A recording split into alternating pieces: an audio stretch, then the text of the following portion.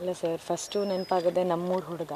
ಯಾಕಂದರೆ ಅವ್ನು ಯಾವಾಗ ಸಿಕ್ಕಿದಾಗಲೂ ಬಾಯಿ ತುಂಬ ಅಕ್ಕ ಅಕ್ಕ ಅಂತ. ಸೂರಜ್ ಆಗಿರ್ಬೋದು, ರಾಕೇಶ, ಅನೀಶು ಎಲ್ಲ ಮಂಗಳೂರು ಹುಡುಗರು ಒಂಥರ ನನ್ನ ತಮ್ಮ ಥರ ಅಂತ ಹೇಳಿದ್ರೆ ತಪ್ಪಾಗಲ್ಲ. ನಮ್ಮ ಮುಂದೆನೇ ಚೆನ್ನಾಗಿ ಬೆಳೆದಂಥ ಹುಡುಗರು. ಆ್ಯಂಡ್ ರಾಕೇಶ, ನಾವು ಅದೇ ಮಾತಾಡ್ಕೋತಾ ಇದ್ವಿ ಇಲ್ಲಿ, ಅವನ ಬಗ್ಗೆ ಇದುವರೆಗೂ ಅವನು ಒಂದು ತಮಾಷೆಗೂ ಕೂಡ ಯಾರ ಮನಸ್ಸನ್ನು ನೋಯಿಸಿದಂಥ ಹುಡುಗನೇ ಅಲ್ಲ. ಅದೇ ಒಳ್ಳೆಯವ್ರಿಗೆ ಕಾಲ ಇಲ್ಲ ಅಂತ ಹೇಳ್ತಾರಲ್ಲ, ಆಯಿತು. But this is very unexpected. ಅವ್ರ ತಾಯಿಗೆ ಮತ್ತು ತಂಗಿಗೆ ನಾವೆಲ್ಲರೂ ಶಕ್ತಿಯಾಗಿ ನಿಲ್ಬೇಕನ್ನೋದೇ ನಮ್ಮೆಲ್ಲರ ಆಸೆ ಸರ್.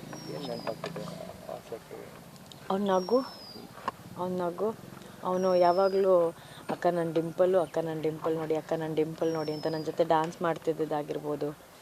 ಅರ್ಜುನ್ ಜನ್ಯ ಸರ್ ಅವರ ಒಂದು ಮಿಮಿಕ್ರಿ ಯಾರಾದರೂ ಮಾಡ್ತಾರೆ ಅಂದರೆ ಇಟ್ಸ್ ಓನ್ಲಿ ರಾಕೇಶ್. ಅಷ್ಟು ಟ್ಯಾಲೆಂಟೆಡ್ ಅವನು. ಫಸ್ಟು ಕಾಮಿಡಿ ಕಿಲಾಡಿಗಳು ವಿನ್ನರ್ ಆಗಿರೋದಾಗಿರ್ಬೋದು. ಆ್ಯಂಡ್ ಯಾವಾಗಲೂ ಲವಲವಿಕೆಯಿಂದ ಇರೋದು. ಇವಾಗ ನೀವೇನು ವರ್ಷಾನುಗಟ್ಲೆ ಒಂದು ಸ್ಪೂಫ್ನ ನೆನೆಸ್ಕೊತೀರ, ಅವ್ರ ಪಾತ್ರಗಳನ್ನ ನೀವು ನೆನೆಸ್ಕೊಂಡು ನಗ್ತೀರ. ಆ ಹುಡುಗರೆಲ್ಲ ಅರ್ಧ ದಿನದಲ್ಲಿ ಅದನ್ನು ಕಲಿತು ಆನ್ ಸ್ಪಾಟ್ ಮಾಡೋಂಥ ಅತ್ಯದ್ಭುತವಾದಂತಹ ಕಲಾವಿದರು ಅವರೆಲ್ಲ. ಅಂದರೆ ಒಂದು ಕಲೆಗೆ ಒಂದು ಸಣ್ಣ ಲಾಸ್ ಅಂತ ಹೇಳಿದ್ರೆ ತಪ್ಪಾಗಲ್ಲ. ಕರಾವಳಿಯ ಮ್ಯಾನರಿಸಮ್ಮು, ಆ ಕಾಮಿಡಿ ಅಲ್ಲಿ ತಗೊಂಡು ಹೋದ್ರಲ್ಲ ಅಂತ ಕರಾವಳಿ ಭಾಗದ ನಟರ ಮ್ಯಾನರಿಸಮ್ ನಿಜವಾಗ್ಲೂ ಆ್ಯಂಡ್ ಅವನ ಸ್ಪೀಡ್ ಆಗಿರ್ಬೋದು, ಅವನ ಭಾಷೆ, ಅದು ಲ್ಯಾಂಗ್ವೇಜ್ ಇದೆಯಲ್ಲ, ಸಹಜವಾಗಿ ಇಲ್ಲಿಂದ ಅಲ್ಲಿ ಹೋದವರು ಕನ್ನಡವನ್ನು ಬದಲಾಯಿಸ್ಕೋತಾರೆ, ಓಕೆನಾ.